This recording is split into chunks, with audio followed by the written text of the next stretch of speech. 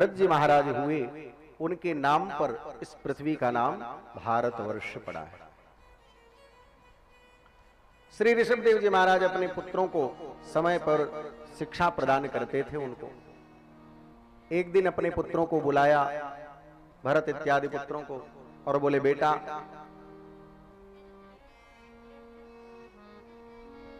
बेटा तुम लोगों को ये शरीर क्यों मिला है? इस शरीर मिलने का तात्पर्य क्या है? बोले पिताजी ये शरीर हमें मिला है, हम राजा के बेटे हैं। राजपाट को चलाना और प्रजा को संभालना, प्रातः काल उठते हैं, स्नान इत्यादि क्रिया करते हैं, संध्या वंदन करते हैं, बाल भोग करते हैं, राजपाट का कार्यभार संभालते हैं, भोग प्रसाद करते हैं, सायंकालीन नृत्य संगीत सुनते हैं और उसके बाद फिर सो जाते हैं। बस इन्हीं सब कार्यों के लिए ये शरीर मिला है। तो ऋषभदेव जी ने उपदेश किया, बेटा इसलिए ये शरीर नहीं मिला है। ये शरीर तुम्हें जो मिला है, इस शरीर इसलिए मिला है कि परब्रह्म परमात्मा का भजन करो, महापुरुषों की तुम सेवा करो। नायम देहो देह भाजाम नृलोके कष्टान कामान अर्हते विद्भुजाम ये तपो दिव्यम पुत्रकायेन सत्वम शुद्धेद्यस्मात् ब्रह्म सौख्यम त्वनंतम महत्सेवां द्वारमाहुर्विमुक्ते स्तमोद्वारं योषितां संगी संगम महान्तस्ते समचित्ता प्रशांता विमन्यवः सुहृदः साधवूयि। ये देह हमें मिला है महापुरुषों की सेवा करने के लिए, सत्संग करने के लिए। महाराज उसी समय 89 पुत्र संत बन गए और भगवान का भजन करने के लिए चल पड़े। ऋषभदेव जी महाराज भी भजन करने के लिए जंगल में गए और वहां पर जब गए तो लोगों की लाइन लगी रहती महाराज इनके पास। तो लोगों से पीछा छुड़ाने के लिए वहीं पर मलमूत्र का त्याग करके वहीं पर पड़े रहते। लोग धीरे धीरे इनका पीछा छोड़ देते और उसके बाद इन्होंने भगवान का भजन किया। उसके बाद भगवान के धाम को गए हैं। श्री भरत जी महाराज ने भी अपने पुत्र को राजगद्दी पर बैठाया और ये भी भजन करने के लिए भगवान का गए हैं। गंडकी नदी के पास गए, भगवान का भजन करने लगे और वहां पर हिरण शावक में इनकी अनुरक्ति हुई, आसक्ति हुई। अंत में हिरण की योनि में जाना पड़ा। हिरण की योनि में जाने के बाद भी इनको पूर्व जन्म की बात याद है, स्मरण में है। हिरण खाते हरी हरी घास, लेकिन ये सूखी घास को खा करके भगवान का भजन करते। एक दिन जंगल में आग लगी, जितने भी हिरण थे सब जंगल को छोड़ करके भाग गए, किंतु ये जंगल को छोड़ करके नहीं गए। उसी जंगल में इनकी मृत्यु हुई अग्नि में। भगवान का स्मरण करते हुए मृत्यु को प्राप्त हुए। इसलिए इस बार इनको एक पंडित जी के यहाँ ब्राह्मण का शरीर मिला और उस शरीर को प्राप्त करके बड़े प्रसन्न हुए। भगवान से कहते हैं, प्रभु आपने बड़ी कृपा की, ब्राह्मण का शरीर मिला। आंग्रस गोत्र में इनका जन्म हुआ। पिताजी बड़े प्रसन्न हुए। बालक देखने में तो बड़ा दिव्य है, तेजस्वी दिखाई पड़ रहा है। इसको मैं गायत्री मंत्र पढ़ाता हूँ। गायत्री मंत्र का उपदेश किया। बोले बेटा इसको याद करके सुनाओ, किंतु याद करके नहीं सुनाए। भरत जी महाराज जानते थे कि आज मैं याद करके सुनाऊंगा तो फिर कहेंगे ग्रह शांति याद करो, रुद्राष्टाध्याय याद करो और विवाह पद्धति याद करो, फिर सत्यनारायण भगवान की कथा सुनाना, विवाह पद्धति, नामकरण, संस्कार, इन्हीं सब में मैं फंस जाऊंगा, भगवान का भजन नहीं कर पाऊंगा। इसलिए पिताजी रटाते रटाते मर गए और इन्होंने मंत्र को नहीं सुनाया। पिताजी ने कहा ये तो जड़वत व्यवहार करता है, इसलिए उनका नाम ही जड़भरत रख दिया। पिताजी के जाने के बाद भाभियों ने इनके साथ अच्छा व्यवहार नहीं किया। अपने तो खाते सब बढ़िया बढ़िया पकवान और इनको सूखा अन्न खिलाते, लेकिन सूखा अन्न खा करके भी हृष्ट पुष्ट रहते। तुलसी बिरवा बाग की सींचत ही मुरझाए, राम भरोसे जो रहे, पर्वत पर हरियाए। भाभीियों ने अच्छा व्यवहार नहीं किया। अपने पतियों से कहा, देखो ये घर में पड़ा रहता है, मोटा ताजा शरीर लिए है, इसको भी कुछ काम धंधे में लगाओ। भाइयों ने कहा ठीक। अब महाराज जड़ भरत जी के जो भाई थे, उन्होंने इनको काम पर लगाया। बोले तुम भी काम करने चलो। ले जाकर के काम करने के लिए खेत में लगा दिया। बोले खेत को गोड़ करके तैयार करो। ये गए महाराज, खेत गोड़ने को कौन कहे, एक ही जगह कुआं बना करके तैयार कर दिया। भाइयों ने सोचा अब तो खेत तैयार हो गया होगा, चल करके बीज बो देंगे, अन्न की उत्पत्ति होगी। आकर के देखते हैं तो उसमें खेत क्या, एक और काम बढ़ा करके चले गए। बोले कुआं बन करके तैयार हो गया। भाइयों ने जैसे तैसे उस खेत को सही किया, बीज बो दिया। अब फसल तैयार हो गई। उसके बाद उसमें फल आ गए। अब भरत जी को, जड़ भरत जी को काम क्या दिया? बोले तुम खेत के किनारे बैठ जाओ और पक्षियों से इसकी रक्षा करो। बोले ठीक। जड़ भरत जी महाराज खेत के किनारे बैठ जाते। भाई लोग चले गए। चिड़िया आती और खाती अन्न को। जड़ भरत जी कुछ नहीं बोलते। क्या बोलते हैं? बोले राम जी की चिड़िया, राम जी का खेत, खाओ री चिड़िया भर भर पे। तुम खूब खाओ, सब ठाकुर जी का है, मुझे कोई चिंता नहीं। भाइयों ने देखा ये तो कुछ किसी के लायक नहीं है, तो महाराज उनको घर से निष्कासित कर दिया, घर से बाहर निकाल दिया। घर में थे तो भी इनको कोई बहुत बड़ा आनंद नहीं था, कोई चिंता नहीं थी। बाहर निकाल दिया तो भी कोई चिंता नहीं। कहाँ आना है, कहाँ जाना है, कोई पता नहीं। चल पड़े। मार्ग में जा रहे थे। कुछ कोलभीलों की इच्छा थी, उनके जो राजा थे उनके पुत्र नहीं था। हमारे यहाँ पुत्र की प्राप्ति हो जाएगी तो मैं काली को नर बलि दूंगा। कोलभील लोग नर बलि देने के लिए किसी मनुष्य को ढूंढ रहे थे, कोई और नहीं मिला। महाराज जड़ भरत जी मिल गए। जड़ भरत जी को पकड़ करके ले गए काली के सामने बलि देने के लिए। इनको नहलाया धुलाया, सुंदर सुंदर पकवानों को खिलाया। जड़ भरत जी समझ गए कोई गड़बड़ जरूर है। कोई बात नहीं, खा लो, बहुत दिन के बाद अच्छे से मिल रहा है। बढ़िया बढ़िया पकवान खा लिया और सजा धजा करके उनको काली के सामने ले जा करके लिटा दिया। तलवार को निकाला और जैसे ही काली के सामने उनकी बलि देना चाह रहे थे, तब तक काली मूर्ति को फाड़ करके प्रकट हो गई और उस तलवार को हाथ में ले लिया और उन कोलभीलों की ही बलि चढ़ा दी।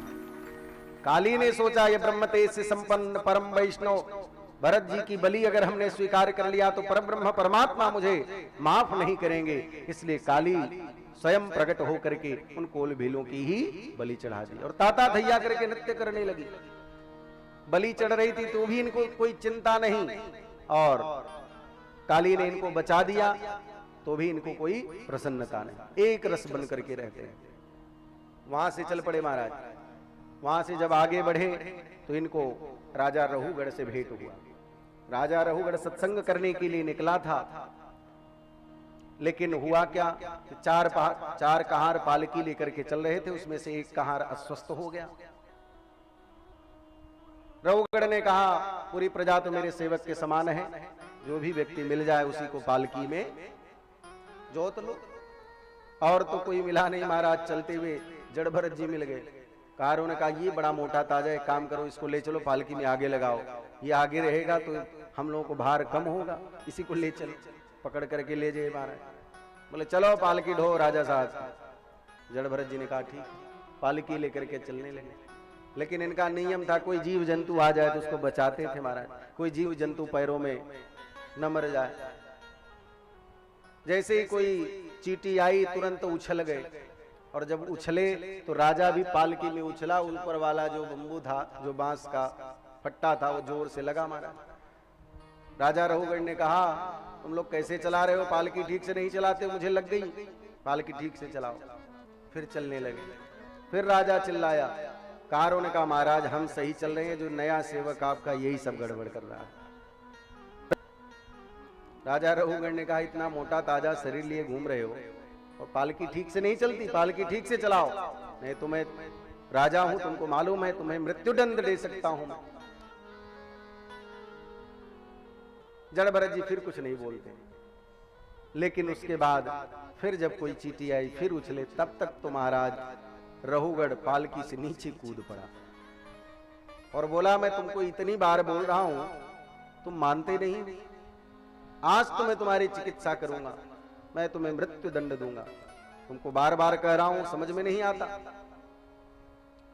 अब तक तो जड़ भरत जी कुछ नहीं बोले थे, लेकिन अब जड़ भरत जी ने सोचा, अगर मैं कुछ नहीं बोलूंगा तो लोग यही कहेंगे, इतना बड़ा जो भगवान का भक्त हो और ऐसे अभिमानी राजा को अपने कंधे पर पालकी लेकर के चला हो, फिर भी उस राजा का जीवन परिवर्तित नहीं हुआ, संत का प्रभाव नहीं हुआ, इसलिए आज उपदेश देना पड़ेगा।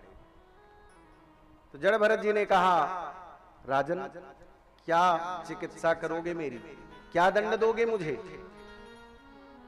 आप मुझे कोई दंड नहीं दे सकते। एक बात बताओ राजन, फूल में से रस को निकाल करके हमने इत्र बना दिया, इत्र का तुम क्या कर सकते हो? आटे को पीस करके मैदा बना दिया, मैदे को पीस करके तुम क्या बनाना चाहते हो? तुम जो सोच रहे हो मैं शरीर हूं, मैं शरीर नहीं हूं, मैं तो आत्मा हूं। स्थौल्यम कार्श्यम व्याधय आधयश्च क्षुत्रिं भयं कलिरिच्छा जराच निद्रारतिर्मन्युरहं मदः शुचो देहेन जातस्य हि मे न सन्ति।